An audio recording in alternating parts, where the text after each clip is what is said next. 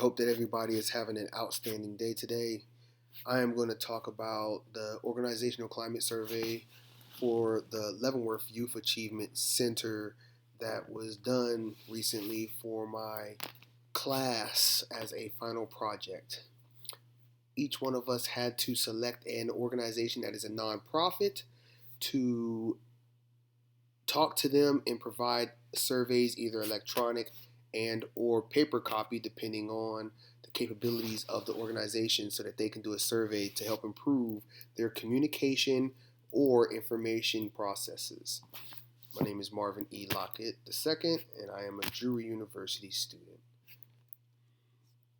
The agenda for this entire slideshow, which is only 9 slides, but there's a little bit of talking to be done, is of course the purpose and statement, key findings, methodology, description of the organization, overview of findings, recommendations, and summary. Although you see the purpose of the reason I'm doing this PowerPoint and presentation, I will read it for you word for word just so we have a better understanding of what we're going to get into. And then most of the other slides will actually be things that I'll talk through, but you'll see bullet points. So the purpose statement is organizational audit is defined as an independent, objective, assurance, and consulting activity designed to add value and improve an organization's operations. It helps an organization accomplish its objectives by bringing systematic, disciplined approach to evaluate and improve the effectiveness of risk management, control, and governance processes. In other words, organizational audit is referred to as an activity which is created to assist an organization in improving its operations by identifying the strengths and weaknesses of the organization to achieve its objectives. The main focus during this organizational audit assesses the communication and information sharing, internal and external.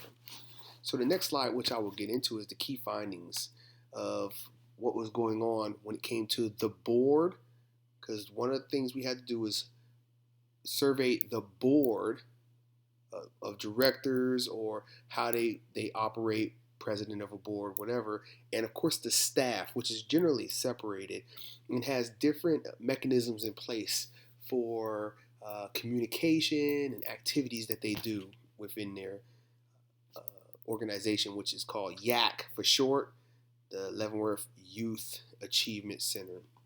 So the board sustains and improvements are, one of the sustains is the fact that they do have cohesion, they do have more trust and show dignity towards each other as a board. They do feel that their communication between the president of the board and them are very sufficient, and that they know what the mission is, they understand the vision of the director or president, and they can move forward to make sure that these sections get what they need so that they can overall function as an organization. But there always are things like improvements that need to occur. Some of the improvements that need to occur is the president / director of the board needs to learn how to communicate well with all the members of the board. Some of the board members feel that sometimes they are not treated as or treated like other members, and that could be due to just perception, because remember, when you do surveys, it's about perception and their feelings. That's not always reality.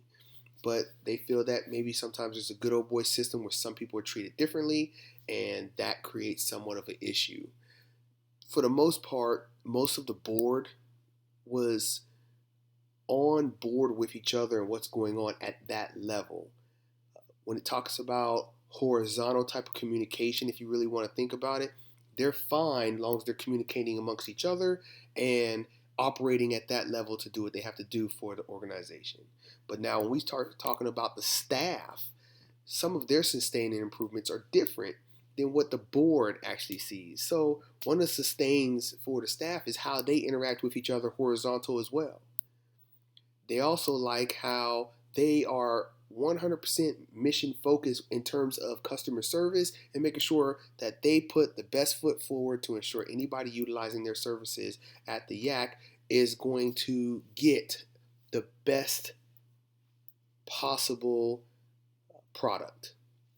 Now, when it comes to improvements, one of the major improvements where I told you there's a difference between staff and board is how the staff and the board communicate. That vertical communication, which sometimes goes from the top down and also the bottom up. So what happens is, based off of the findings, you could tell in the slides, not the slides, but you could tell in the paper written that the board might get the message. However, the staff doesn't get the same messaging as the board. So when it comes to strategic planning and how they fit into the big picture of this community and where they're trying to go with this, the staff isn't receiving. But the board has the information because they're in the meeting. They're the ones getting the minutes. But when the staff have meetings, it doesn't have agendas. It's not ran in accordance with Robert's rule of law when it kind of dictates how meetings should be ran. So it's kind of more of a, hey, come over here, let's talk about this. And then a lot of things are lost between what the board discusses and what the staff discusses. So that vertical communication needs to improve, because at the staff level, the horizontal communication is perfectly fine. There's also some improvements that come with trust and cohesion. The staff don't trust the board to be able to give them the information needed so that they can accomplish their mission. Although they're accomplishing their mission, it's very hard to do that when you're not getting the full picture of the board and what directions they're trying to go when it comes to strategic planning. That is an improve. What the board knows, the staff should know. What the staff should know, the board should know, because you never know what might happen where some people become interchangeable.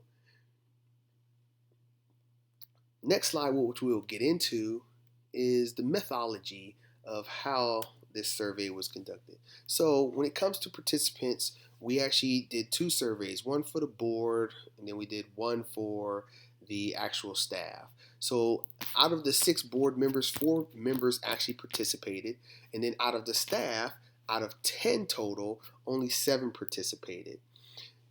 The time frame set was a very short time frame, but gave them enough time in which to operate, which was February 21st all the way up to the end of the month to the 1st, and then that way I can have some time to analyze what was going on and put together a paper and everything else along with the other homework that was assigned.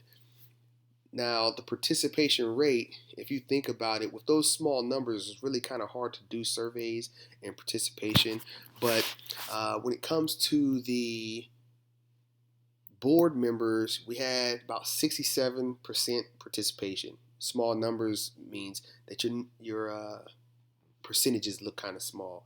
And then with the staff members, we had about a 70% participation rate, which is pretty good. When you have small organizations, these numbers are actually pretty good compared to when you have big organizations, because when you have a lot of individuals, you have to have more than half and plus to get those percentages that everybody wants to see, so you can say, hey, look, I got a good sample of the organization to be able to speak. Then, of course, the mechanisms, how we went about doing this. I use improve and sustain and a lot of things like a few slides back you've seen, because in my eyes, you can go off of the survey, which says, strongly agree, neutral, disagree, and strongly disagree.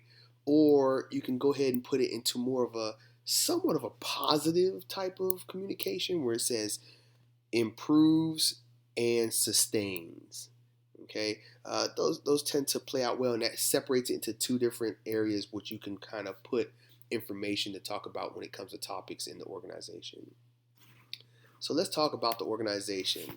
We already told you it was the Leavenworth Youth Achievement Center, YAC as for short. It was founded in 1996. It is an after-school children's activity organization. So kids can come there to do homework. They can come there to find a safe place to play with other children and socialize. Even homeless kids can come there so that they can socialize. They can get snacks. They can get somewhat of a sandwich or something, to help feed these kids when they get there from schools. Because when children leave schools, they're hungry.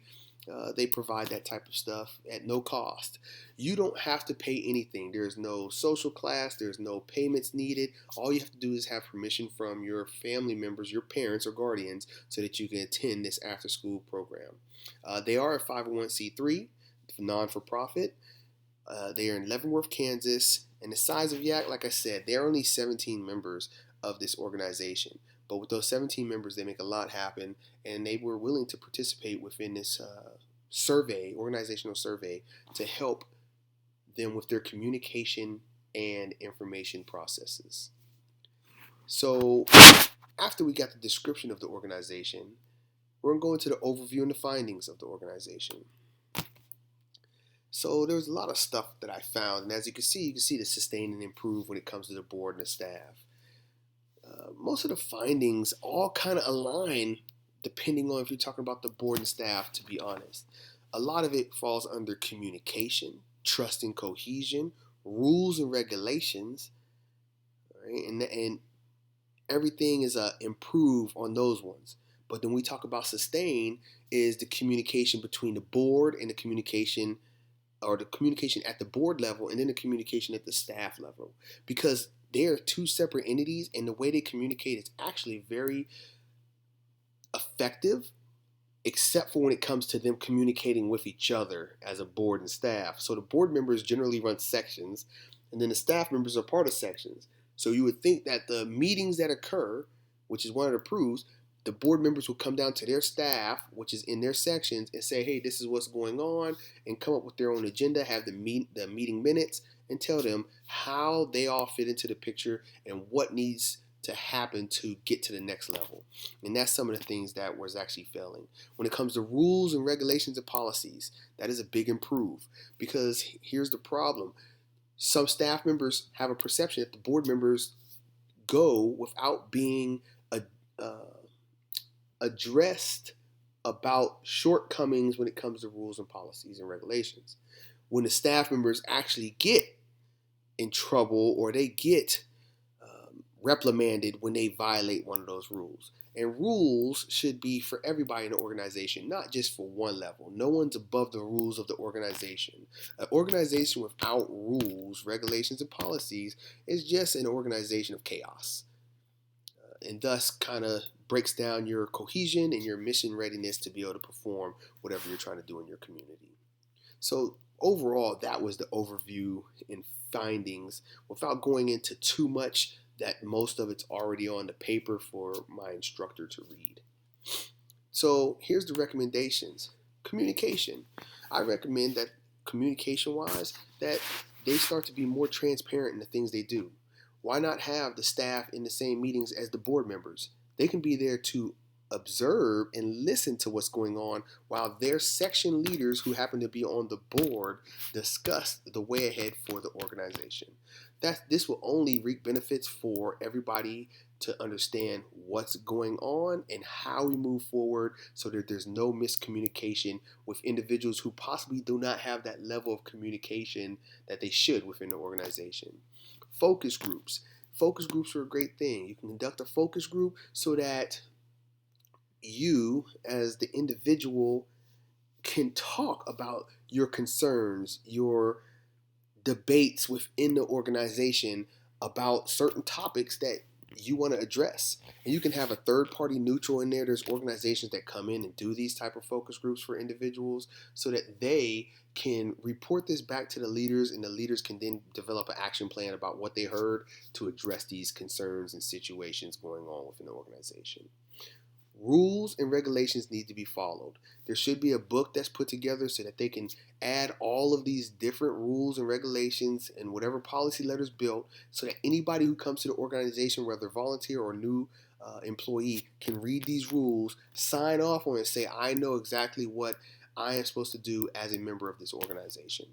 That will ensure that people are following the mandated stuff that the board has provided to keep the organization safe. And then team building events like potlucks, and you can do obstacle courses. But when you do these team building events, you throw in work stuff, but make it into a situation where people have fun and try to figure these things out through situations. And you can't, like an obstacle course, you can't move to the next obstacle unless you figure this out. And you have to do it as a team, and everybody has to participate. You get to learn the communication abilities and strengths and weaknesses of each individual, so that now you know what you're dealing with and you can handle that appropriately when situations arise at work. Team building events, you can do potlucks, you can bring in food, you can go to another place that has food, and then you just conduct your business, which actually ends up tending to be fun, relaxing, and also, bring family out so people know, who is attached to what when it makes people tick and why they come to work.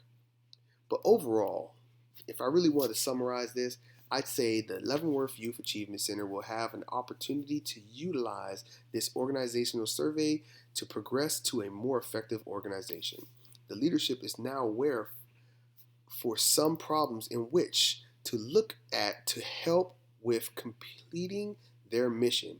If the YAC continues to focus on the addressed topics, the mission will be accomplished in a more efficient manner. The recommendations provided are just recommendations. It can be served as a means to help the organization grow and develop a newfound respect for each member that is affected. These type of surveys are not meant to divide the organization. They are meant to help with the foundation that has been built by reinforcing the values, beliefs, and norms of the organization. I'd like to thank YAC, the Youth Achievement Center, for allowing me to come in and do an organization and being a part of the organization for this small bit of time so that I can learn more about these surveys and, of course, help identify ways to improve communication and information processes. This ends my PowerPoint, and thank you very much for listening.